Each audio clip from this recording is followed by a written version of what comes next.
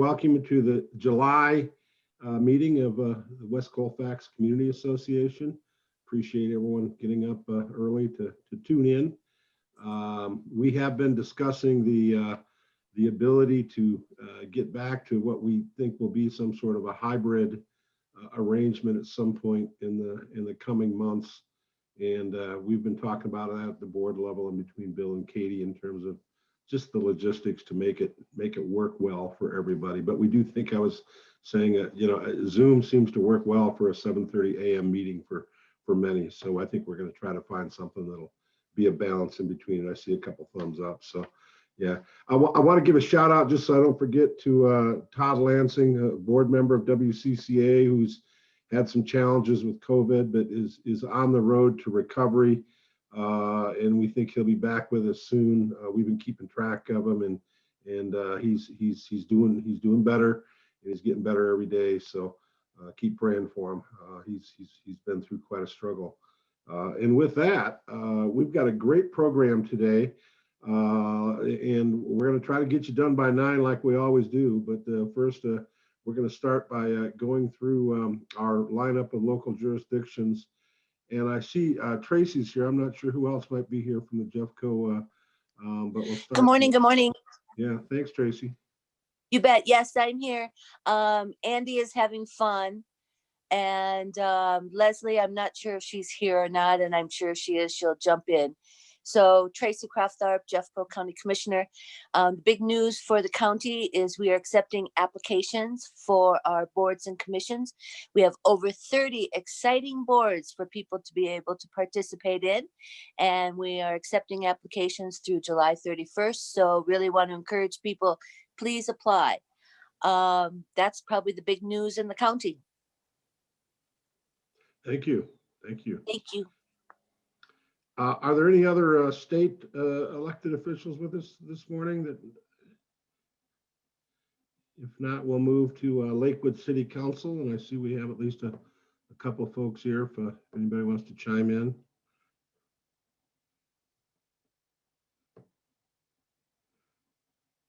And hearing none, we'll go to Lakewood Mayor, and Adam Paul, I know, is with us this morning. Morning, Ron. Can you hear me? I'm on the road today. Yeah, you sound good, Adam. All right. Well, hey, it's great to be here. I'm actually going to greet a group of 400 stormwater specialists. And I say that because it's probably the first time I've been in front of a group like that. So that's exciting news to see where we're going as we continue to build back and get reopened. So lots of stuff going on. I want to thank the community for their support. You came out in force supporting 2 issues before Lakewood City Council last week. One was the acquisition of the car wash near 10th and Wadsworth, which will be part of Two Creeks Park as we move forward. So that passed, and there was a lot of support. And also the blight designation for the infamous 10th and Sheridan property, commercial property, which has been quite a challenge for the neighborhood and the neighbors for years. So that also passed, and want to thank you all for your support there. Coming before us in the next few months, we're looking to get back into the hybrid situation where we can start having folks in council chambers. There's a couple things that need to take place, and so I'm hopeful by maybe mid to late August we'll have that option, but don't hold us to that, as there's some things that we need to work through. Budget season is upon us, so that'll be big considering our losses that we've taken, and then the infusion of recovery dollars. And I think RCG update, which is Westland Town Center. I know a lot of interest, and I did have a conversation with them. Right now, their focus is just to continue to lease the property up. They followed up with their commitment to say that if that changes, they'll certainly be in communication and be out to have conversations with the community. So stay tuned there. And I will say there's a lot of interest in that whole side, and it's never fast. And I certainly understand the community's interest and urgency. And I can tell you, we feel that also. And then I want to close with this, and this is something I'm going to rely maybe on some of you in the community. I spend a lot of time on West Colfax, as you do, And I am concerned about the amount of trash and things along that nature. And I have a call into our community action team to really understand what we can and can't do as far as things that are left in right-of-ways and on the streets. And I just think there could be a better concerted effort, coordinated effort, and I'm happy to lead that, to take care of that. You know, Denver has a day work program where folks make money during the day to do things around the community. And I know Bill and I have talked about that. I don't know if we're quite ready, but I do think that we need to do more, and it is a challenge. So I just want to throw that out there. Can't rely on Maddie to try to take this on and clean the corridor year after year, but I think we do need to do something. So with that, I'm happy to take any questions.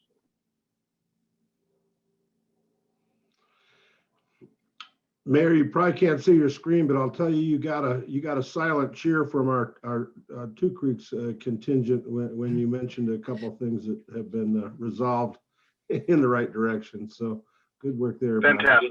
By you and City Council. All right. Yeah. Well, thanks, Ron. Thanks, Mayor Paul. I think we have Chris Kennedy in the house, and Chris, if you'd like to say a few words, feel free to chime in.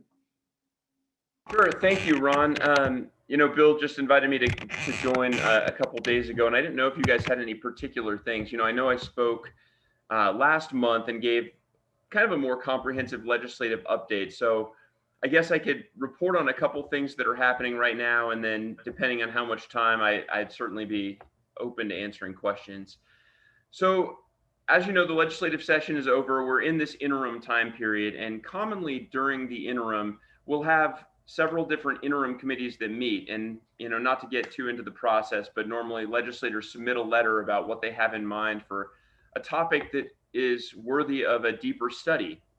And then we form these committees that meet over the interim and then come back and recommend legislation in January that then goes through the regular legislative process.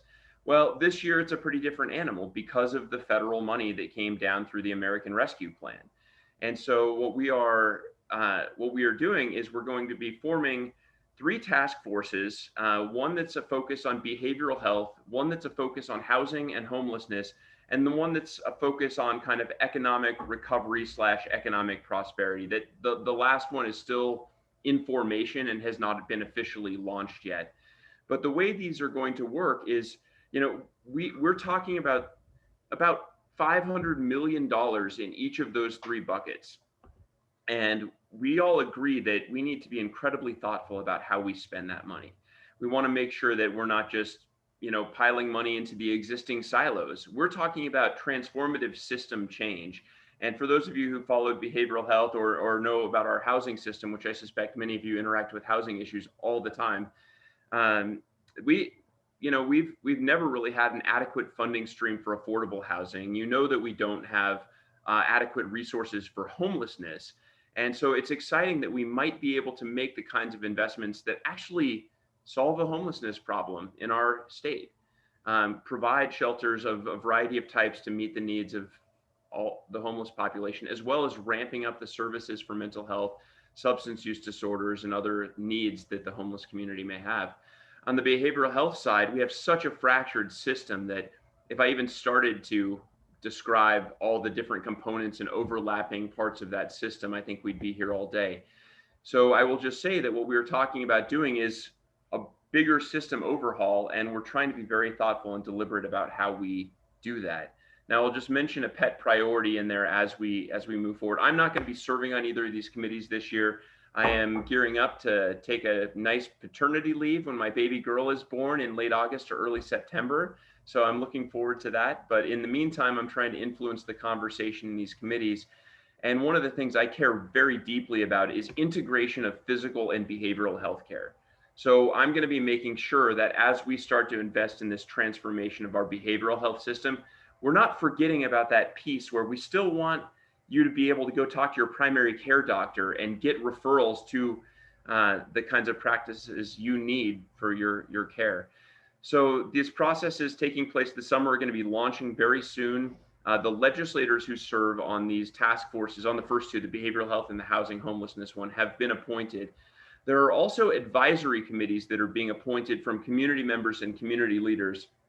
And I circulated the application to that to a number of the people that I know are working on housing, homelessness, and behavioral health in Lakewood and Jeffco to make sure that we're getting people signed up to serve on that. And they will be largely setting the agendas for the legislative task force, coming up with the ideas, identifying the scope of the problems, and then really partnering very closely with the legislators on developing these ideas over the interim. So that's something really exciting that's happening. And I think it's the kind of thing that is going to lead to really significant structural system reforms that are not only going to provide better services to the people who need them, but also it's going to be more efficient and a more streamlined system. So that's exciting. I think I will just also touch briefly on something that many of you know is happening this year, which is redistricting. So every 10 years, there's a new census conducted, and based on the data that comes out of that census, all the lines are drawn differently for Congress, for the state Senate, and for the state House districts. Now, there's been a lot of spotlight on the congressional because of Colorado's population growth, we're getting an 8th congressional district this year. And so those lines have been subject to a lot of news coverage. And then the state ledge maps have been under a little bit less public attention, but some if you're looking for it, because it's been, the preliminary maps that were released were pretty disruptive and changed a lot of the maps that we have come to know. I just want to lay out something about the process so you know, for anyone interested. There was a preliminary staff map released, and that's one that's drawn a lot of the attention. But I wouldn't want people to pay too much attention to the preliminary staff map because we have this set of criteria that must be met in the Constitution that include equal population, non-dilution of minority population, voting strength, city and county boundaries, compactness of districts, communities of interest, which can be defined as a variety of things, and then maximizing the number of politically competitive districts. So all of those things are built into this criteria system. And so our staff did a great job trying to piece together what they could of these maps to follow that constitutional criteria, but it happened before any of the public input took place. And so they didn't have any information from the communities about what the communities of interest were. So they kind of skipped that step and they did population, political subdivisions, and then skipped down to competitiveness without identifying where the communities of interest were that needed representation. So we're in that phase now where there are community meetings happening across the state. There was one in Lakewood last night. There was one in Arvada a couple of weeks ago. There's one in Golden on August 4th. And after all of those community meetings are done, then the staff are going to come up with no fewer than 3 maps that attempt to meet all the constitutional criteria, again, based on a more comprehensive set of data. And then that's when you guys really want to start paying attention, because one of those 3 maps is very likely to end up being the final map for each state house, state senate, and congressional. So it's a strange year. It's a strange time to be a legislator, where I could get drawn into a primary with my good friend Carrie Tipper. I could get drawn into districts with Edgewater and Wheat Ridge, where I have some other colleagues. And, it's likely that a lot of the legislators that are currently serving may not be coming back because they get drawn out of their districts. And while that is a bummer, it does help us understand that the priorities are right. When we passed amendments Y and Z, what we said is it's the people that matter, not the politicians. It's the interests of the people who need to be represented that matter most. So even though I may be sad to lose some of my friends in the legislature after this year, I do know that asserting the people's interests in the redistricting process is the priority. So bear with us, and hopefully I'll have another update for you in a few months on that. Can I ask a quick question about the American Jobs Plan? Yeah. As you're thinking about, homelessness and affordable housing, I wonder if childcare is coming into those conversations at all, given that childcare is such an important part of breaking the cycle of homelessness for mothers who are a disproportionate amount of women who are homeless. Yeah. And I know too, as people are looking at the stats that of the workforce and where we're still having these big gaps in the service industry and, other local things, that women still not coming back to the workforce is a massive component of that. And I know you all are thinking about that. So I'd love if you could give a sentence on that. Yeah, so to step back for a moment before I get into the jobs plan, because I don't know as much of the details of what the federal negotiations have been about these next steps other than what I've read in the news. I will say though that with the American Rescue Plan funds and then with the state budget dollars, we didn't exclusively look at the buckets I talked about before. You know, we kind of subdivided all the federal money we were getting. Now, there had been money that went directly into people's pockets for unemployment and for a variety of different things. But as we were working through the legislative session, we kind of divided up the 3.9 billion that Colorado got into an economic recovery bucket, oh my gosh, what a month of time will help shake my brain loose. Forget what I'm saying about the buckets. Long story short, we did make major investments in childcare. We did a major tax reform where we closed a bunch of tax loopholes to expand the child tax credit. And then, of course, we created a department of early childhood that's going to be implementing what we did with the new nicotine tax revenues from the nicotine tax measure that passed last year. So there's a lot of work going on at the state to invest in those kinds of things. But we are very hopeful that more federal resources come down because there are a lot of opportunities to do really good stuff, and childcare is certainly a place where that work is needed. Thank you, Chris. Thank you for being here with us today. Good luck with the addition to the family coming up. Thank you. And we very much appreciate that. Thank you. Keep things moving along. We're going to go next to Lakewood Economic Development, and I think Vanessa is here with an update for us. Yeah, good morning, everyone. Thanks for having me. A few announcements on the economic development side. So I want to give a shout out to Broads and Bods. They have opened at Colorado Mills, and they are the state's first ever car museum. But they have space for corporate events, lunches, a conference room, a photo booth. I am not necessarily a car person, but it was awesome. So go visit them. It was super cool. They have Batmobiles and the mystery truck machine, and it was cool. They just opened at Colorado Mills. I'm sure you've seen, but a little off the corridor, Lakewood's first In and Out is now open at about Wads and Alameda. So go and say hi, go visit, go get a bucket hat, you know, all of that good stuff.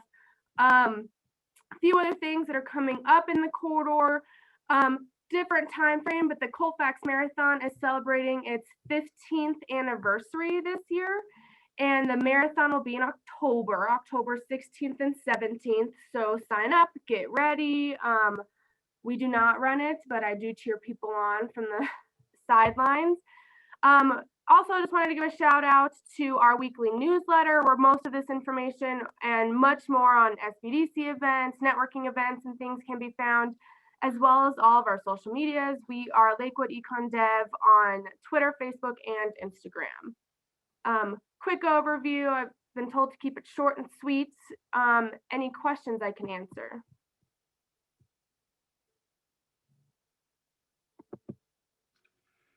Sweet. Okay. Thank you, Vanessa. I know you and your team are very busy. We appreciate all you do. Normally we'd hear from 40 West Arts, but we have Liz Black with us on the program to talk about some really cool things that are coming up in that space. So we'll reserve that for her comments as part of the program. And next we have the Lakewood West Colfax bid, and I think Kevin Yoshida is here for a quick update on that. Great. Thanks very much, Ron. Yeah, just to echo what Ron just said, congratulations to 40 West on their 10-year anniversary, and you'll hear more from Liz about all the goings on that front. A couple of dates to keep in mind. One, out there in fall, the West Colfax Lately Luncheon is back on, so mark your calendars for November 11th. And if a couple minor logistics, if you signed up for the last one and you did not ask for a refund, there is a prepaid list, if you will. Check in with any of the staff on that if you need an update on what your status might be. But looking forward to seeing everybody there at that event. Another date to keep in mind, congratulations to Mount Air Church. They're celebrating their 100th year anniversary. So July 24th, 3 to 6, they're having a celebration there. So go out and give them some love and appreciation, and thank you for all they do for the community. know that on the bid front, we're continuing to work on the 2040 action plan in context of our 2022 goals. So that'll be upcoming report from us as we get closer to the year end and the new year beginning. And last update from me is an update on the building. So 6501 West Colfax, otherwise known as the old Drumstick building. Thanks to Callahan Construction, they're making steady progress there. We have new plywood on the roof, so it's getting less scary and scary every day, and they're scheduled to finish up that roof work here in a couple weeks. We're working with all our existing district partners, mostly galleries, to talk about them being the leasing phase as we finish our stabilization phase, and we'll be submitting drawings to the city soon for the interior build out. So lots of steady progress, and we'll continue to report news. So that's all for me. Thanks. Okay. Thank you, Kevin. And I think it's maybe next month that you're going to report on the 2040 vision program. So that's going to be coming up in more detail. A lot of efforts gone into that with a lot of input from folks in the community. Next, we have West Metro Fire, and I think we have Cassie Turner here to give us an update. Thanks, Ron. Good morning, everyone. I'm going to keep it really short this morning. We don't have a ton of updates, but 4th of July went off without a hitch. So thank you to everyone. I know it may have been loud, but there were no major incidents in the district. So that's always very exciting for us, because that is usually a very busy and scary night for our crews. So thank you to everyone for doing the right thing, and hopefully you went to Big Boom Bash to enjoy the fireworks. I'm here for questions, but you can throw them in the chat. Thanks. Okay. Thank you, Cassie. Thank you for joining us today. Lakewood Police is, I'm not sure if Commander Perry's with us this morning. Is there anyone else from Lakewood Police with us today?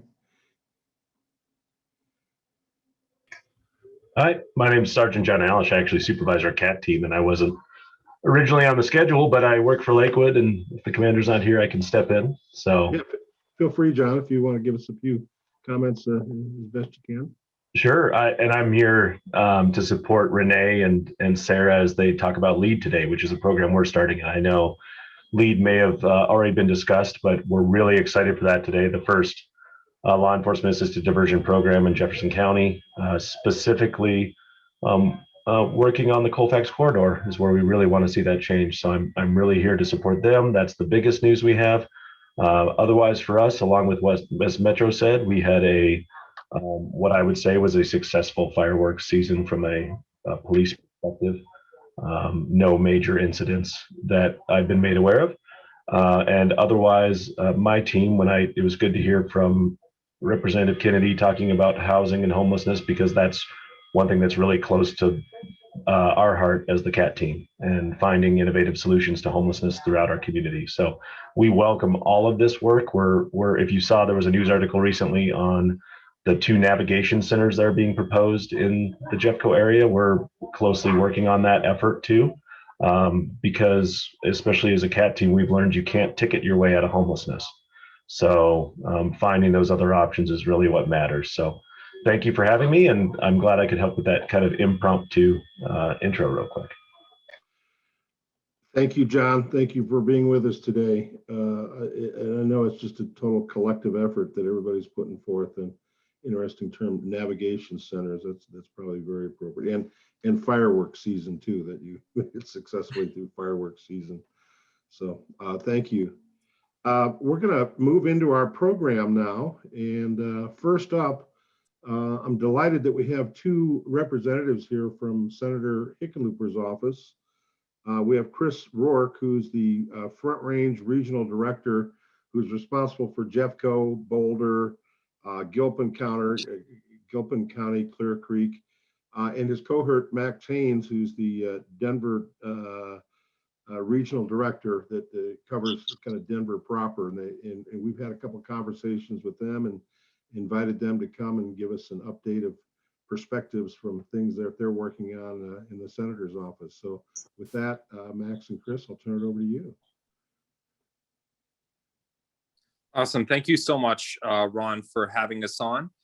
I think we'll just briefly go over, Max will sort of hit on the jobs package, the small business package that the senators introduced, and I'm going to go through progress or lack of progress on the Americans Jobs Plan, and just generally the $1.2 trillion hard infrastructure plan, and then the $3.5 trillion budget that are concurrently making their way through Congress. So I'll hand it over to Max. Awesome. Thank you, Chris. I appreciate the invitation here, Ron, and it's great to see everybody this morning. So as Chris said, I'll just quickly kind of go over our small bills package, kind of what they are. We do have one pagers if anyone wants to know, and Chris and I after this will leave our email and contact information in the chat so you all can reach out to us and we can give them to you both. So we have 4 bills on here if you haven't already heard of what they are. And I'll kind of just give the gist and then the summary as we go through, and then I'll also hit on some of our current congressional directed spending. But so the first one we have here in the package is the Green Energy Loan Enhancement Act. Really, the job here is not only to touch on green energy and making sure that businesses and small businesses in particular have the ability to access capital, but are doing it in a clean way. So overall, right, clean energy jobs totaled more than 3.26 million at the end of 2018. And in the energy efficient sector alone, there are over 2 million jobs, and roughly 70% of them are in small business. And so we know that small business has a vital role in the clean energy economy. And then as well, sitting on that committee, we knew that it would be an important way to be able to get access to capital, particularly in the SBA and the 504 loans. And so really at about maximum current, they're up to $5 million to 5.5 million. And so the summary of this bill here is in order to support those jobs and provide small businesses with affordable access to capital. And then as well to encourage obviously the transition into clean energy economy, we would go from that 5.5 million to 10 million as that minimum, or excuse me, as that maximum, I apologize. And then as well include reporting to the SBA detailing industries and then as well geographic areas that are receiving those loans. And so that'll be the Green Energy Loan Enhancement Act. And by the way, I know these are very brief, so if you have any questions, please feel free to either stop me or ask at the end or ask in the chat. We'll be more than happy to go over it. But the next one will be the Capital for Cooperative Bill. So obviously co-ops make a huge part of our economy. Cooperatives, obviously our businesses organized and owned and governed by the people that use it. Nearly 30,000 U.S. cooperatives operate at about 73,000 places of business throughout the U.S. So, owning greater than 3 trillion in assets and generating over 5 billion in revenue. So, right, pretty big deal. Cooperatives are also especially important to communities that traditionally face obstacles to starting small businesses. Nearly 60% of owners and workers of co-ops, are also Latino and African American, and women make up the majority of worker co-op forces at 62%. So in an effort to bring the SBA into compliance with Main Street Employee Ownership, the Main Street Employee Ownership Act, we will hopefully ensure that cooperative businesses are able to access capital and expand their businesses, create jobs, and support economic opportunity amongst diverse ethnic, geographic and socioeconomic communities. And that bill would hopefully do that. So within a couple of days, 180 days of the bill being signed into law, it would require the SBA to amend criteria for cooperative businesses to qualify for loan guarantees. So instead of, having a hard time because of how the cooperative ownership is spread out between multiple people, it would allow cooperative loans to be able to be approved upon condition that the lender essentially documents the co-op's borrower's ability to repay the loan based on, equity, cash flow, and profitability. And then as well, participation in the USDA interagency working group on the cooperative development, and then as well report to Congress. So I know that may be a lot, but that is the Capital for Cooperative Bill. Next, I'll move to our micro SBIC bill. And so that is our micro small business investment company program. And so really the small business investment company program was established in 1958, and it was to improve small business access to venture capital, right? And so really the problem with this is that traditional hubs for venture capital are not really based here. It's really in Silicon Valley, Boston, New York City, and it means micro businesses across middle America and especially rural America oftentimes have challenging time accessing venture capital. And in addition to that, there's an alarming lack of diversity, right? In venture capital, only 6% are women, 2% are African American, 1% are Hispanic. So really the new micro SBIC license designation is an entry-level license, and it would help expand the universe of eligible licenses among a more inclusive pool of talented entrepreneurs who could qualify outside of normal means, grow the number of smaller funds in underserved markets, and then as well create a more investment serving vehicle to help the smaller end of the market. And so really it has a couple requirements. I can go over some of them, but really micro SBICs would invest and must invest, at least 50% of their investments in smaller enterprises. And the requirement would help fill that market gap and make 25% of their investments in local LMI areas, rural areas, defined obviously by the census, opportunity zones, R&D, manufacturers, or in businesses that are primarily owned or controlled in underserved communities.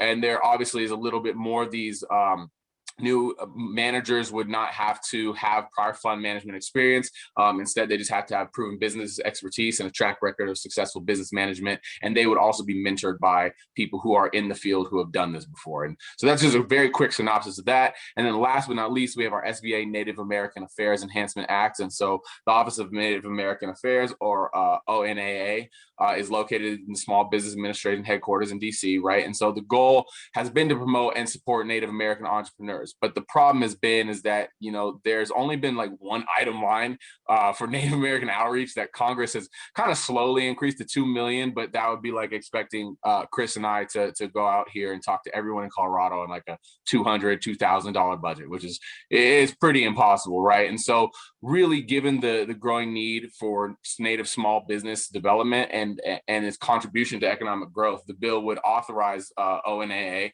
so Office of Native American Affairs and American Affairs, would really give them a budget instead of that $2 million to a minimum of $5 million, and really make the priority to be better establishing government to government working relationships within Indian tribes and as well as Native Pacific Islander tribes by targeting SBA programs, powerful entrepreneurial development, contracting and capital access programs to assist and really revitalize Native American businesses and economic development as well in Indian country. It would also authorize the hiring and effective movement of an associate administrator for the ONAA to carry out meaningful, substantive, and effective Native American outreach programs, right? And so those are, and excuse me, I know I speak fast, very quick gist of the bills package. We as well have our CDA moving kind of realm. So our congressional directed spending going out across the Front Range to nonprofits and small businesses and community city government. And it is looking for a fiscal year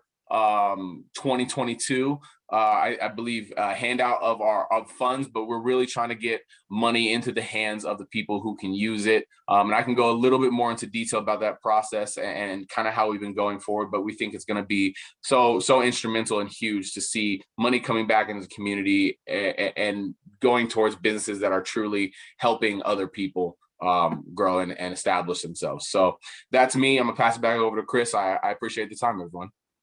Yeah, and I'll just continue with CDS requests. This is the first time that we've done some form of earmarking in a decade since John Boehner was speaker. So it's a new process, but we received a little under 400 requests from nonprofits, city and county governments, community organizations, all across Colorado. So it was an exciting process to review all of these applications from people that are doing good things on the ground for the community, and especially along the West Colfax corridor.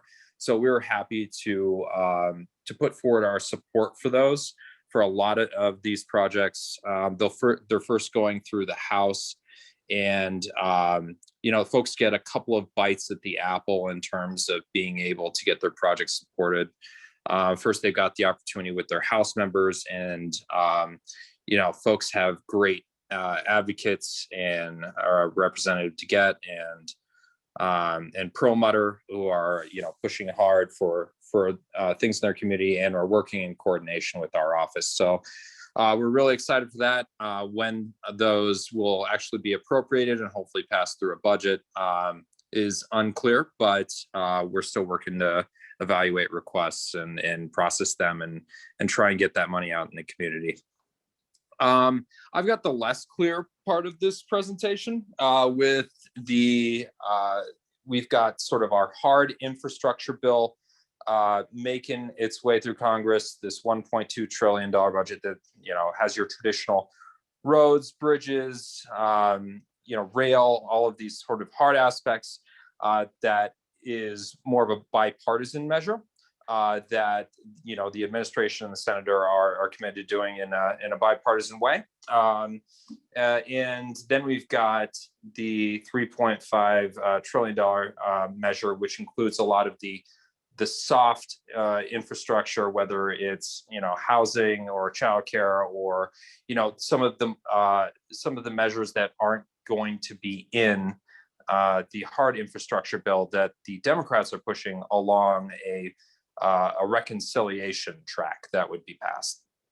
So, what we had was we were set today to have the majority leader sort of force votes on both of these measures with the idea that just like, say, the Endless Frontiers Act, the sort of international competition, digital competition bill that we had, even though language was not finalized in both bills, the idea was that they could, start, have these opening votes, even though the measures weren't complete, while negotiations continued. A number of Republican members in the Senate balked and said that they wanted a complete bill text for the measures, and especially the bipartisan infrastructure framework. They said without those texts, those votes wouldn't be able to, they wouldn't be able to offer their support. So it's about as clear as mud now without those the number of votes to get those measures passed. Where they sort of stand. There's a lot of negotiation going on today, and probably will be throughout the next couple of weeks. Probably aimed at getting bill text done, or some sort of broad frame. There is broad frame agreement on about, 75-80% of it, but issues are still yet to be resolved. I don't have an exact timeline for this. I don't have a sense. We obviously, the senator has been very supportive of both measures, has been pushing to go big and really push for an investment that's going to be generational. A lot of these, a lot of the funding would have just an outsized impact in our communities. So we'll continue to, the senators continue to talk to his colleagues on both sides of the aisle.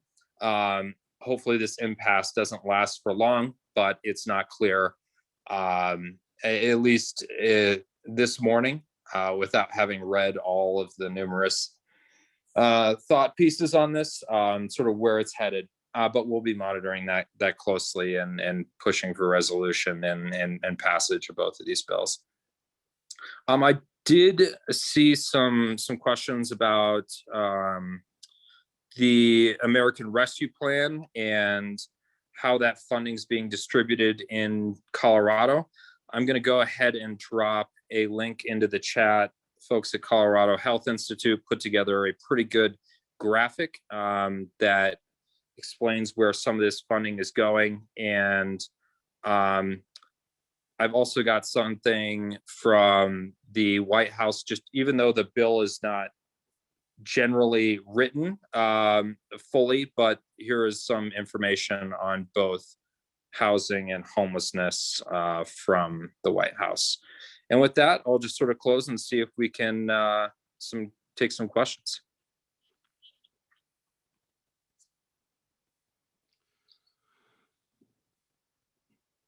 Chris and Max, I know you went through things very quickly today. We very much appreciate you being with us, and as we've talked before today's meeting, feel free to join us for any of our monthly meetings coming up, because I think it's a good way for you and Senator Hickenlooper's office to kind of be plugged into kind of what's happening in a community that's, you know, very much in line with some of the things you're working on. Ashley Verville's been with us for a couple of meetings from Ed Perlmutter's office, and kind of we're plugged in there too. So whatever we can do to help kind of connect the dots, I think we're here. So, and I see you have put not only your contact information, but a couple links that you just referred to in the chat box, so folks can take advantage of that to see some of the graphics and things that you've mentioned. Any other questions for Max and Chris before we move on?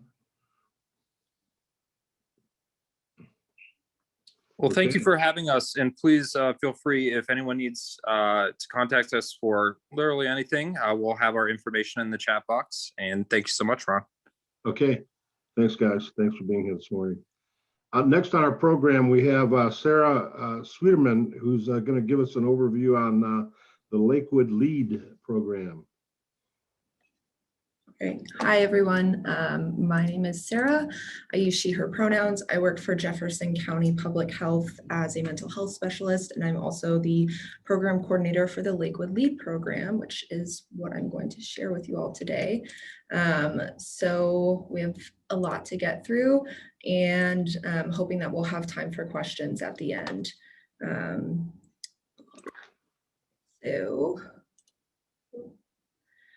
All right, Lakewood LEAD, law enforcement assisted diversion. Here we go. Put you all over here. There was a 39% increase in drug investigations in 2016 from 2018. So we know that drug use and misuse continues to be a problem in Lakewood. We know that addiction-driven crimes impact the quality of life for residents, businesses, and visitors to our community. And I think what feels particularly troubling throughout all of this is the stark rise in overdose deaths. In fact, in 2020, we had the most deaths in Jefferson County due to overdose. There's a 59% increase. That number jumped from 98 to 156. We know that COVID affected this, but across the country, we've seen a rise in overdose deaths, and LEAD really seeks to address the drug use, the effects on the community, public safety. So that's a little bit more about what we're going to talk about today. So Lakewood LEAD is comprised of the Lakewood Police Department, Jefferson County Public Health, and a new resource center nonprofit here in Lakewood called the Community Connection Center. So the three of us got together, really were able to identify a lot of these connected problems within Lakewood and applied for grant funding for this program. And we were granted the award in 2020. We quickly started planning and putting a lot of documents together. But before I get into all that, I'll let you know what LEAD is. So LEAD diverts people whose problems are driven by behavioral illnesses out of the justice system whenever possible and into long-term non-coercive case management. So law enforcement are the primary portal for diversion, but we are in partnership with case managers, service providers, prosecutors, public defenders, and other community leaders. So when presented with an arrestable offense, officers can instead offer LEAD as an alternative to arrest. So that case is diverted entirely out of the criminal justice system. The core components of LEAD, again, the officer discretion is really key to the program. Our officers are the ones who get to decide, when someone can come into LEAD. LEAD is pre-arrest, pre-booking. So like I said, that charge never gets filed. Most diversion programs happen after a charge is filed. The harm reduction philosophy, really understanding that abstinence is not required for the program, recognizing the stages of change and what it takes to make lasting behavior change.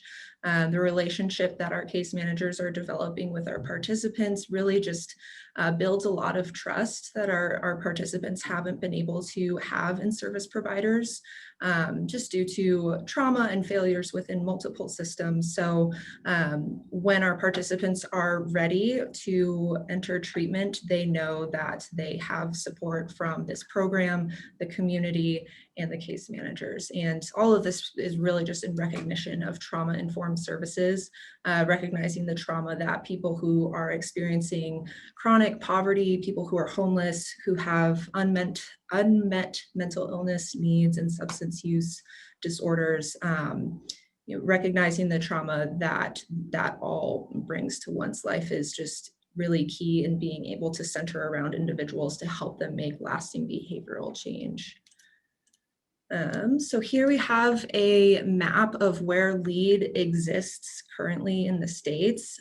Really exciting. They're actually expanding the program over to South Africa, I believe, and that is in the works. So LEAD is in all different kinds of areas, all different kinds of cities, urban, rural, and you'll also notice that Colorado has 4 other sites, which has been really exciting and helpful to learn from them.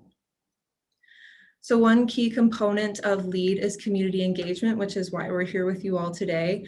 In order for this to be successful, we need the community to be involved and supportive of LEAD. And we're doing this by developing a community leadership team.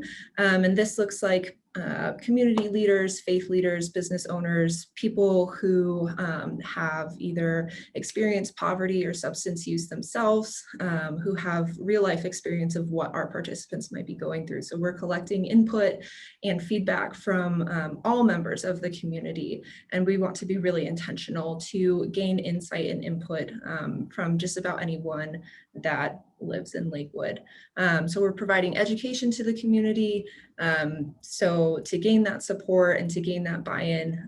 And then we also recognize that there's an element of political support that's important with LEAD. I think one great example of this is that our recently elected DA, Alexis King, is very supportive of the LEAD program, and to have her and her office's support throughout different working groups and throughout the foundation and building of the program has just been so fundamental and encouraging.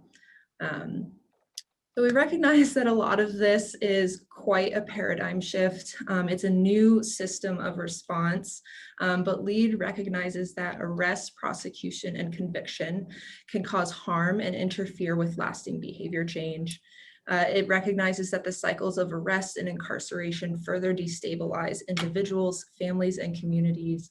And we recognize that using the justice system as a response to behavioral illness saps law enforcement resources. So, the hope through all of this is that by diverting low-level misdemeanor crimes, instead of putting them back into the cycle of the criminal justice system, if we can offer some pretty intense long-term case management and assistance, will save resources and really improve quality of life for many groups of people within Lakewood.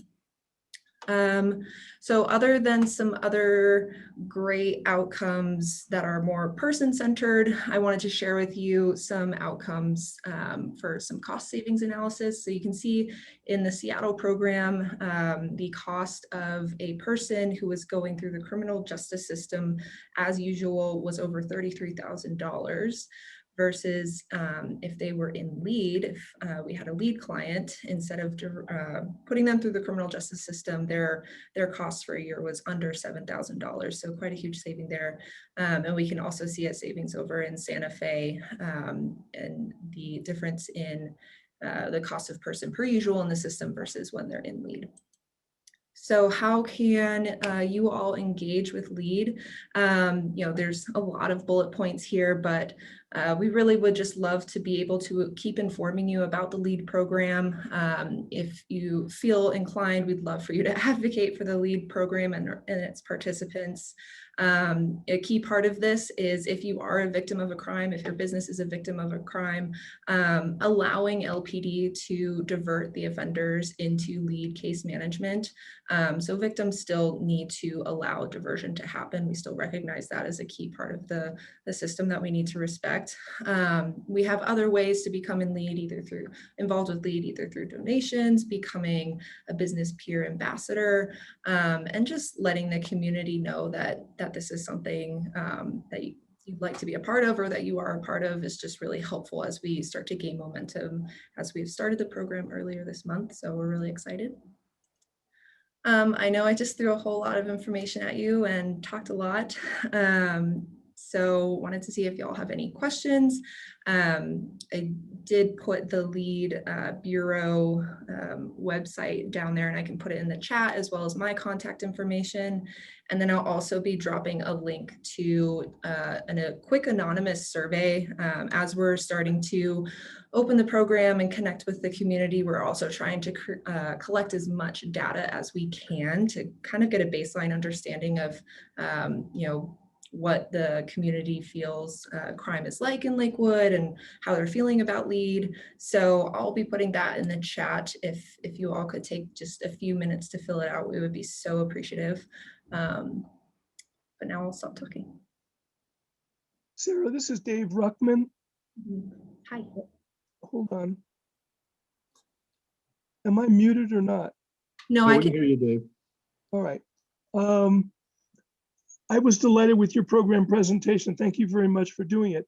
The major point I want to make is, could you come back in either 6 months or a year and give us a progress report, in part just to stay in touch with us as the Colfax community, and in part because I think you're going to have more to report as this further develops, and in part because I'd like you to pick up on some of the work that Representative Kennedy just talked about regarding the interim committee work of the legislature. So if you could kind of periodically check in, I don't think you need to check in on a monthly basis the way the fire department and the police do, but it would be helpful, Ron, to put a tickler in the file, in the electronic file, to invite Sarah back to give us a progress report. Yeah, I would be honored to come back into this space in multiple different increments over time and just let you all know how we're doing. We've been operating for 3 weeks now, and we've learned so much in just this short amount of time. So would love to come back to this space and share with you all some information, how we're doing, barriers that we're seeing in the community. And then we also have a few different work groups that multiple different representatives of the community serve on, a policy group, an operational work group, a community leadership team. So if this sounds like something that anyone in this group would like to hear a little bit more about, please contact me. I'll drop all of my information in the chat in a second. So thank you for offering. Yeah, Dave, we'll definitely put that in the queue to have Sarah back. This seemed just great because we've heard, West Metro Fire and the police talk about their challenges. We heard from Chris in terms of kind of things that are happening at the state, and we just heard from Max and Chris in terms of some things happening at the federal level. And to borrow a term that I know Kevin likes to use, the lead seems like the connective tissue that kind of can pull it all together in a coordinated fashion and in an efficient fashion too, in terms of take limited dollars and touch more people. So yeah, thank you for that information, and Sarah will definitely have you back for an update. So yeah. Great. Thank you all. Any other questions for Sarah? I actually wanted to jump in real quickly and just introduce myself, Renee Anderson. I'm actually working with Sarah at Jefferson County Public Health, and just wanted to add to some of what she was saying, and just that last slide where you had the list of all the ways you can become engaged. I would just really encourage every single person on this call to plug into this program, because it's a community effort. And as we're hearing, there's no way it's going to be successful without everyone being engaged in some way. So please, please, please take a look at that survey that Sarah's just dropped into the chat box, and if you get a moment to fill it out and get back to us about some of what your thoughts are about the community. And finally, I just want to say really thank you so much to Vanessa Zarate and Katie Ziegler for giving us the time on this agenda. And we are looking forward to coming back and reporting about how things are going. So a pleasure to meet all of you and looking forward to working with you more. Okay. Thank you, Renee. And thanks again, Sarah. So yeah. And I think I'm going to try to challenge our WCCA board to figure out how we can kind of, give whatever support we can to the LEAD initiatives. So keep that in mind. Thank you so much. Moving on our program, I'm really delighted. We've got Liz Black here today that's going to give us an update on the 40 West Arts and the 10-year anniversary and some things that are happening. They're pretty exciting. So with that, Liz, I'll turn the floor over to you. Hi, everyone. Can y'all see my screen? Give me a thumbs up. Okay, I think, oh, great. Wonderful. So there is so much going on in the district. I'm going to try and go through everything quickly. And then just know, as always, you can find us on Facebook, on Instagram, or via our website, 40westarts.org. So first off, a huge happy birthday to 40 West Arts. We are celebrating our 10-year anniversary this year, which is really exciting. And there's so much happening in the district that we're thrilled to share with all of you. So first, I want to show you our 10-year anniversary logo. This was designed by the wonderful Miranda Simone, who is a huge part of the history of 40 West Arts and worked with us for many years. She put together this wonderful iteration of our traditional logo that you'll be seeing on a lot of our social media campaigns and other marketing components that will go out through the remainder of this year. Additionally, we just kicked off a 40 West Artline scavenger hunt in celebration of the Artline and also our 10-year anniversary. It's running now through the end of August. You can pick up a coloring sheet and scavenger hunt sheet at 40 West Gallery during our normal open hours. We encourage you to check out the entire Artline route, but there are a couple of scavenger hunt clues at 3 important places along the art line, and you can win prizes and be entered into a drawing to win a larger prize. So we really encourage you to get out and visit the art line. Another great reason to go out and visit the art line this summer is that we are in the process right now of adding a new ground mural installation to the corner of 17th and Pierce. If you remember, we were awarded a grant through the AARP and another grant through, I believe, CDOT to create a crosswalk at that intersection, which is located proximal to a park and also the Creekside Senior Living residences.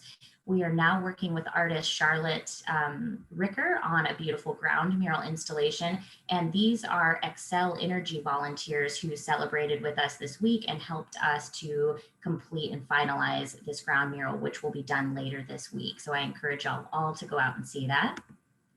Additionally, in celebration of our 10-year anniversary, we will be doing a couple of other community art installations along the 40 West Artline route later this summer with our 2 artists in residences, Jessica and Blake Ballard.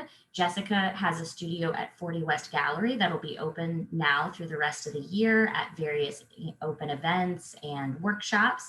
And then we just partnered with United Methodist Church on a second artist in residence program. Blake Ballard has a studio there, and both he and Jessica will be completing art installations along the 40 West Artline route later this summer. Those will both be community volunteer projects. So we'll invite anyone who wants to come out and celebrate 10 years of 40 West Arts to do those art installations, and then they'll be open and along the Artline route for the entire community to enjoy through the rest of this year and beyond. We also just kicked off our inaugural year to open up a new program throughout the West Colfax corridor, which is our Poet Laureate program. This is a partnership between 40 West Arts, the West Colfax Business Improvement District, and also WCCA. We just hired Poet Laureate Maggie Guntrin. She'll be working with us throughout the rest of this year and into 2022 to create a number of individual unique works in the field of poetry that will celebrate the West Colfax corridor history, present, and future. And you'll see her out at our First Friday upcoming event and throughout the rest of the year. So stay tuned for more information on Maggie. One of the big things that we're doing this year is we are relaunching the Colfax Art Crawl. As you know, we had to postpone many of our events during the global pandemic, and so we're really excited to relaunch our Colfax Art Crawl First Friday, August 6th from 6 to 9 p.m. This is also our huge party in celebration of our 10-year anniversary. There will be so much going on, too much to share here, but suffice to say, we'll have multiple art installations, food trucks. The Handsome Little Devils, who are featured here on this slide, will be hosting a Joy Bomb, which is a massive art parade where there will be singing, dancing, juggling, live music, art cars, and art bikes that will be moving throughout the district throughout the evening. So if you haven't marked your calendar yet, this is a must-see event. We'll also have our artist in residences on site, our poet laureate will be on site, and all of our galleries, creative businesses, and 40 West studios will be open to the public, with everyone celebrating 10 years of art and creativity throughout the corridor. So this will be a really fun event to attend, and you can find more information on our Facebook page. The wonderful Katie Ziegler also kicked off a 10 years of cheer campaign via our social media channels. This is an old picture from about 6 or 7 years ago. I look much younger, probably 5 or 6 years ago. But the idea behind the 10 years of cheer campaign is to celebrate a decade of incredible moments from the very beginning of 40 West Art's existence. So throughout the rest of the year, Katie will be featuring old photography, videos, incredible moments, and just give us all opportunities to remember some of the really wonderful things that have happened over the past decade. And if you're following us on Facebook or Instagram, you're probably already starting to see the 10 years of cheer campaign, but I encourage you to follow us on social media throughout the year to see some of this old photography and past moments that are really special throughout the last decade. One thing that I just learned that I'm super excited to share is that West Colfax Brewing Company will be releasing a special 40 West Arts 10-year anniversary beer on the night of First Friday, August 6th, in conjunction with the Colfax Art Crawl event and in celebration of a decade of existence. As you all know, West Colfax has been a wonderful partner with us and really took a chance on the West Colfax corridor many, many years ago and became kind of our signature local brewery spot and watering hole. They've continued to be a great partner, even as we've seen other new local businesses, coffee shops, and restaurants arrive in the district. And we're so excited that they'll be releasing a beer special to 10 years of 40 West Art. So definitely look for that and go grab a taste. As many of you probably know, our annual West Colfax Lately magazine will be making its appearance a little later this summer in an online format, and then in the fall in its print edition. It comes out every year. It gets mailed to households across the Lakewood community and is available free of charge. We will be doing a beautiful spread that celebrates 10 years of 40 West Arts, a photo essay. So really keep an eye out for that. The magazine is always incredible to pick up and read cover to cover, but this year there will be a special feature celebrating 10 years of 40 West Arts in that magazine. And this is a picture from the launch of the West Line Light Rail Station when 40 West Arts hosted a celebration and art party along that route. I also want to share brand new news, just releasing it to y'all first and foremost. If you remember the Bad Astronauts, they brought their sculptural installations to the district about 5 years ago or so. And this was really the start of when we kicked off what is now the Colfax Art Crawl and Street Party. They are a huge fan favorite. They have light up costumes. They paraded and danced through the entire district and really were so special so many years ago in really launching what has now become such a known event, an iconic event for the Arts District. They are planning on returning first Friday in October to celebrate 10 years of 40 West Arts with us again in the fall. So definitely keep that on your calendar, as they'll be back in the district this year.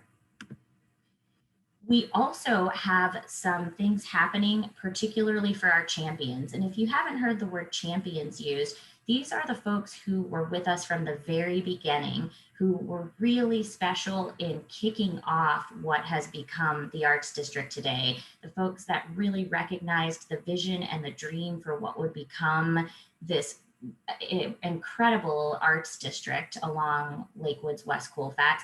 And so we will be doing things over the summer and throughout the rest of the year to really honor those folks who were with us from the very beginning, recognize those folks, many of whom are with us here today, who really were a part of the corridor and the arts district movement before it became huge and saw the potential for building something really great in this corridor. And then finally, I just want to say the building. And I really want to thank the boards of directors with the Lakewood West Colfax Business Improvement District and WCCA. Without both of these organizations and all of the people who serve and volunteer, we wouldn't be where we are 10 years in. The building is such a great example of that. The Business Improvement District is going to hold the loan on the building, but it's going to provide a place for 40 West Arts and many of its sister galleries to have a home in perpetuity here on Lakewood's West Colfax corridor. And it's just one of the many examples of how these three organizations partner so well together to really drive and make this movement what it is today. So a huge thank you to those boards of directors. We're so excited about the building. It's just another reason to celebrate the Arts District in its 10 years, decade of existence. So I'll go ahead and stop. That's a really quick and fast overview. But if you have any questions for me, don't hesitate to ask me now. And definitely stay connected with us on social media through our website by reading our e-newsletters. And we look forward to seeing you all on First Friday, August 6th.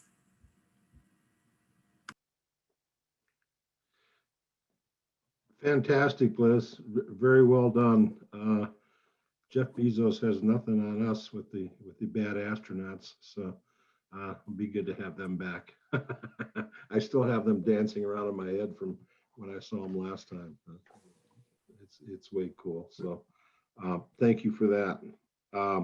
And by all means, folks, there's a lot of information going through the chat box this morning. So lots of good stuff there to make sure that you're taking a peek at.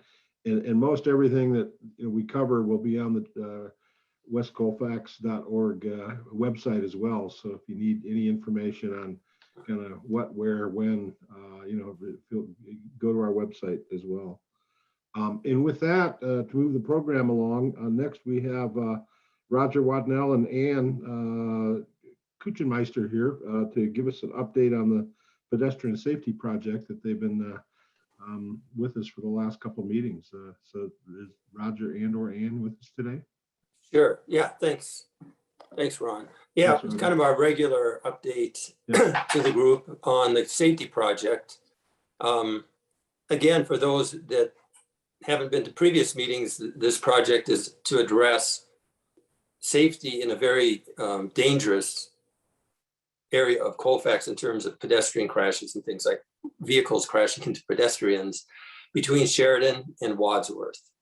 And the idea is to make it safer for all users. So that's and also create an amenity for the community.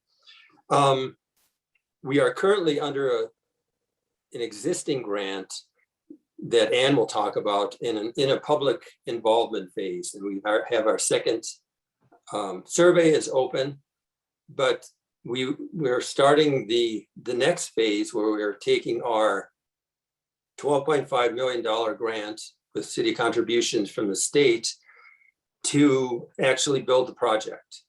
So we're getting through these two surveys, we're getting public input that will affect the design of the project.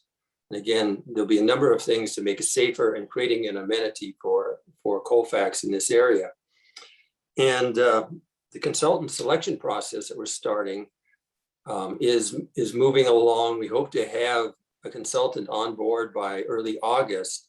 Then we can start really talking about some specifics. They'll be working on the design for the rest of the year into next year, what the project will look like, where some of the crossings are identified, traffic signals and things like that. We'd have some real specific things to talk about. So again, the idea is to get our consultant team on board within the month, and then really start making some of the tough decisions that we will need to make to actually build this project that will be completed by mid-2024.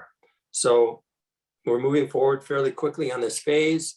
And I'll just turn it over to Ann to talk about the visual preference survey that we currently are involved in, and then what the input is needed from people, and then how the survey will be used to affect the design as well. So with that, I'll turn it over to Ann. Great. So we have the visual preference survey is only open through today. So this is the last call, everybody. Do not dally. It is linked right here, and you get to look at exciting images of what could be happening in the next phase of design. So we'd love to hear your input on what you think about the area character and feel today and what you want it to be in the future.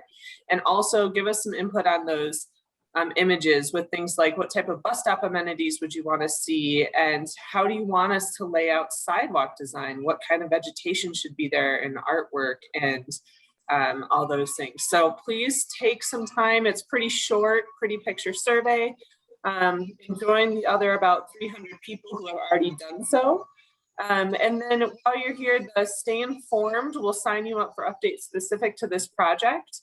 And we have some exciting ones coming up. So we've been working with 40 West and Liz and some area artists to create artistic representations of what they see in this project for our project posters. And we're going to be unveiling those on August 6th at the 10th anniversary. We're going to have a presence there at a booth, and we hope people will come and visit us and see us and ask questions about the project, learn more, and see all the summary data from that visual preference. So we hope to see you guys there on August 6th, and join us as well at our booth.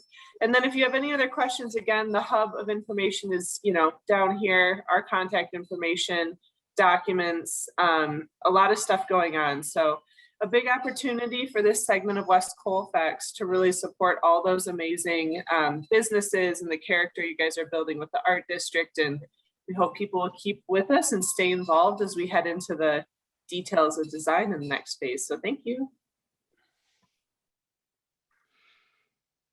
Thank you both. And it's interesting to see the contrast between the picture that's up now versus the one that was up initially, which is right there just eastbound on Wadsworth before Pierce, where there should be a sidewalk. We've got a big light pole, and we kind of wonder why there's so many pedestrian accidents on West Colfax. Well, that picture says it all in terms of kind of like I can't kind of walk down the side because I got stuff in the way and there's no sidewalk. So thank you so much for moving this forward.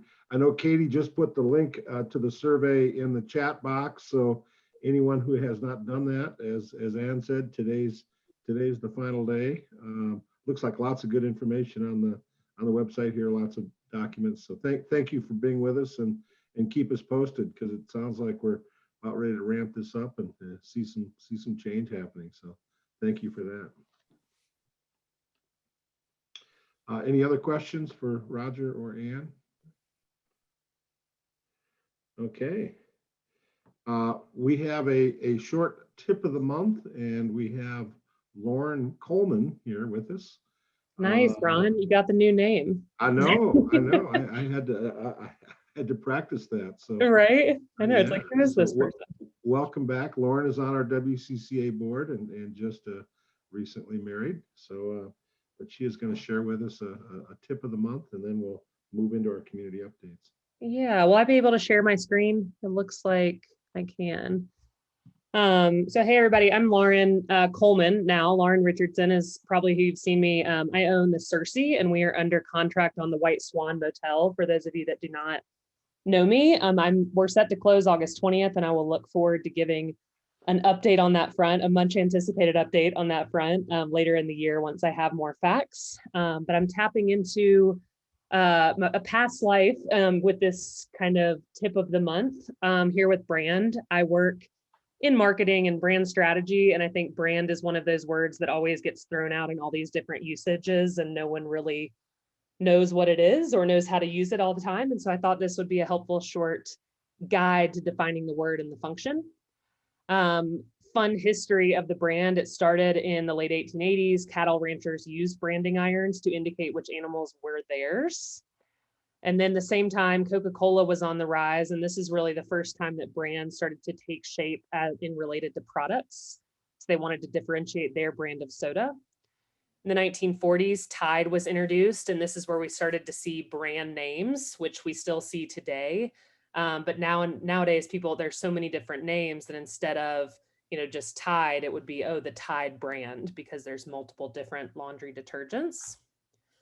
When we think about brand, I hear this a ton, that people just go straight to, it's a logo, but it really is so much more than that. It is everything that you see below the surface. So I really like this probably overused infographic, but showing that the brand is really the roots that's behind the logo. And it's really about perception. So I like showing this box because everyone that sees this would know immediately, Tiffany's. But you don't see Tiffany's anywhere on the page. You don't see that brand name anywhere, but you see this robin's egg blue box, and all of a sudden you think emotional, romantic. Same with Target. I like this example and the next one because a lot of people will say, Target, to make it sound more fancy, but there's this perception with Target that it's affordable luxury, right? And there's nowhere in their branding that they say that, but they've been able to, through their marketing efforts, develop that perception. And I use Whole Foods a lot too. This is a ton of different logos that it's fun to kind of look at and see what pops into your brain. But Whole Foods, people say whole paycheck, and there's nowhere obviously that they're promoting that they are the most expensive place to get your groceries, but it is what people automatically think of, for better, for worse. So I just kind of wanted to throw that out there as a fun little, tip of the month, talking about brand. Happy to answer any questions or take any comments if anyone has any. Fantastic. Hey, Lauren, I think it might be about time for you to come back at a meeting, maybe over the next couple of months, to give folks another update on kind of what the plan is for the White Swan, because I know you've been diligently working at that. And I think it was about a year ago that you kind of gave us an overview. So we just closed a big funding round. So I'm very excited. This week was a very good week, and I am optimistic at best, and I'll look forward to kind of pinning that down and being able to share. But less than a month till the finish line. Only 3 years later. Excellent. Yeah. Thanks, everybody. It's kind of cool to see things like that happening, because I saw a comment from Charlie Davis that 40 West has been like light the fuse on kind of, the revitalization of West Colfax, and things like what you're doing are kind of like the end result of kind of what's happened over the last 10 years. So it's kind of cool seeing it all come together. Yep. I'm excited to be a part of that. Thank you for that. And with that, I think we're just about right on time. We've got about 10 minutes left to get through the community updates. And I think John's here from the Action Center to give us an update on what they're doing. Yeah, good morning. Just really thrilled to announce that Beautiful Junk is finally coming back. Last time we held a Beautiful Junk event was in September of 2019. Hard to believe, but we're so excited to have it coming back that we're going to be on the Lakewood United Methodist Church parking lot, setting up a 10,000 square foot tent with all the stuff you never knew you needed. And then just to make it even more exciting, we're going to have a block party for the community. So lots of games and carnival type games for the kiddos to come and just have some fun, win some fun little trinkets. We are going to run it kind of like a farmer's market. So if you're interested in having a booth, an awning out there to tell people about your business, what you do, what you offer, give me a call. I'll put my information in the chat box and would love to talk to you about that. So thank you very much for all the support of the Action Center over the last 15 months. Okay. Thank you, John. Thank you for all you do. Thanks for being with us this morning. Lakewood Arts. Is there someone here from Lakewood Arts today? That would be me. Good Okay. morning, everybody. Nice to see everybody here. Finally made it back. Anyway, let me start with the garden tour. Our garden tour was a huge success this year. We sold 193 tickets. Amazing. The gardens were wonderful. Everybody enjoyed themselves, and we had a really nice lunch bag where everybody could go sit at a garden or park and have their little snack. Right now in the Acorn Gallery, we have Colorado's Best Juried Show, and that's running until the end of the month.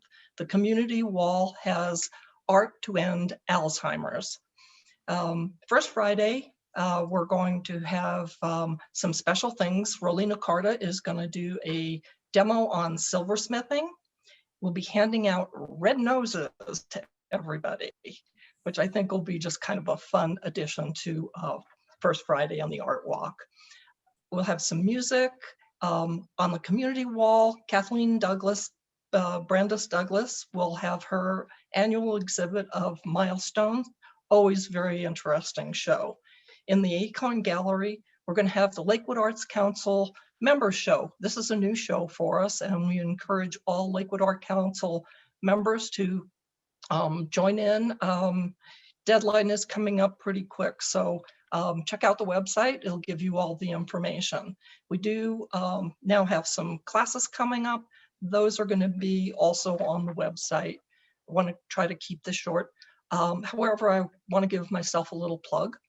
40 West Gallery has the Beatles exhibit right now with the glass artists of Colorado in it. It's a great show.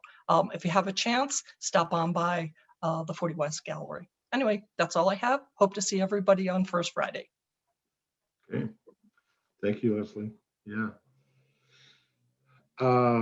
And next we have Two Creeks neighborhood. Hey everybody, I'll do Two Creeks and then have Maddie and or Kathy chime in. Had some great stuff going on. First of all, I want to thank council for approving the acquisition at 1080 Wadsworth, the car wash for the addition of the proposed Two Creeks Park. Hopefully we can finally get some traction on that and get that going. That'll be a fantastic addition to Two Creeks in Ward 2, and West Colfax has it just a few blocks off.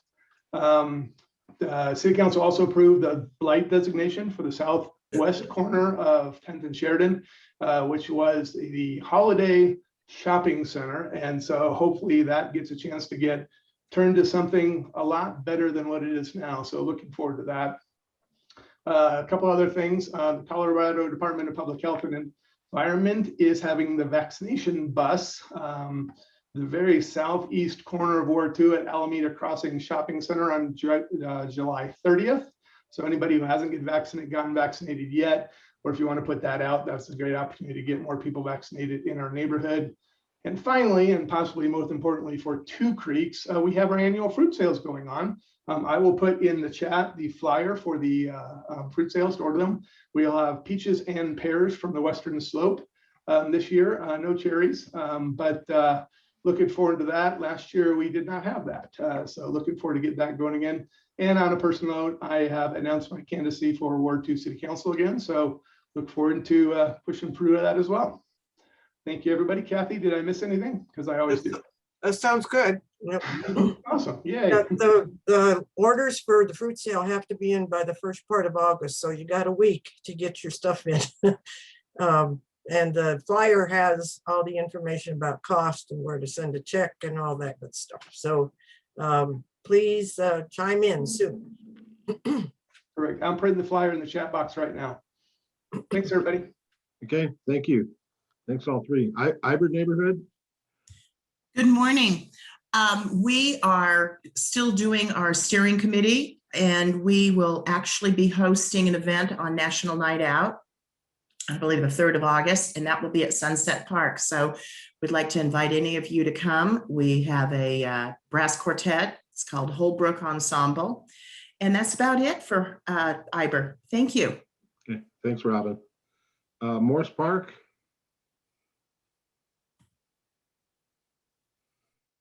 Applewood Valley.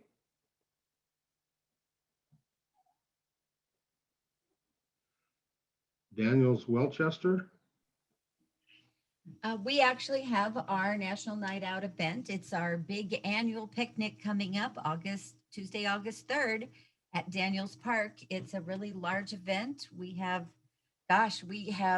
usually maybe 175 people that come. So all are welcome. August, what was that date again, Diane? August 3rd. August 3rd at Daniels Park. Okay, thank you. Lakewood Elks, I think Jerry's with us this morning. Good morning, everyone. It's great to get together and visit. Hopefully we'll have a in-person visit soon. Lakewood Elks, we're almost open for everything. We're open 5 days a week now. We've got bingo on Tuesdays for members, and we got bocce on Wednesday, ballroom dancing on Thursday, country dancing on Friday. So we're moving right along, and anybody that wants to come over and visit, let one of the members know so you can sign you in as a guest, and like to show you what we're all about. Thank you. Thanks, Jerry. West Metro Chamber of Commerce. Yeah, hi guys, good morning. It's Madison with the Chamber. We have lots going on program networking wise, as well as our annual Food and Drink Festival coming up on Thursday, August 5th, so the day before the first Friday. And we'll be at the Colorado Mills parking deck, so we'll be there on West Colfax. We have over 400 tickets sold, and we're super excited to be featuring all of our small and medium restaurants in Jeffco, as well as hosting a business expo on top of that. And tickets are on sale for early bird pricing all the way until this Saturday for only $20 to get in. And I'll send my website and my email to the chat. Okay, thank you, Madison. Rocky Mountain College of Art and Design. They presented us last month, and I know they're going to be more active with us, but they're not here with us today. West Colfax Kiwanis. I know, Vanessa, did you want to come back in and give us an update on something?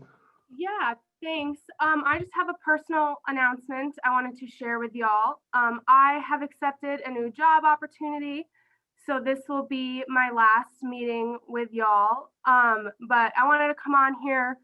I've been with y'all since I started at Lakewood, and it's been a pleasure working with you and so exciting to see what we've accomplished. And I'm thrilled and excited to come back and see everything else that you're going to be doing and everything else that's come to fruition, the plans and the vision. You're in good hands. Robert's on the call today. So whatever arises, please let him know.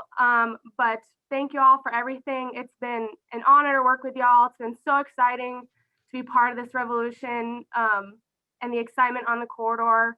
Keep in touch. I'm going to miss you.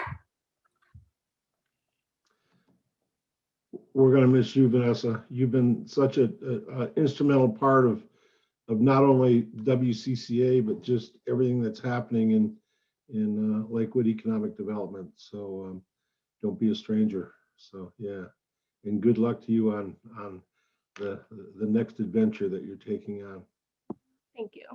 Okay, thank you. We have just a couple minutes left, and I thought I would ask if we have any new folks that are with us for the first time that you'd like to just briefly introduce yourself. We're trying to get broader participation in our monthly meetings, and if anybody would like to just say hello to the group, we'll take a minute or two for that, and then we'll wrap up.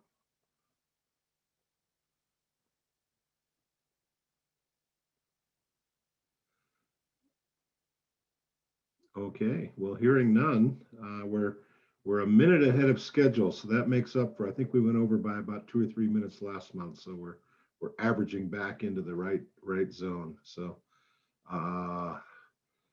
wish you all the best, Vanessa.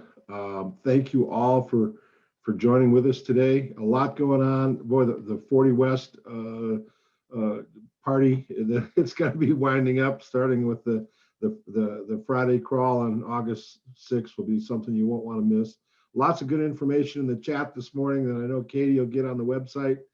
And with that, I think we'll call it a wrap, and everybody have a great day. Enjoy summer while it lasts. Those days are getting shorter. Thank you all.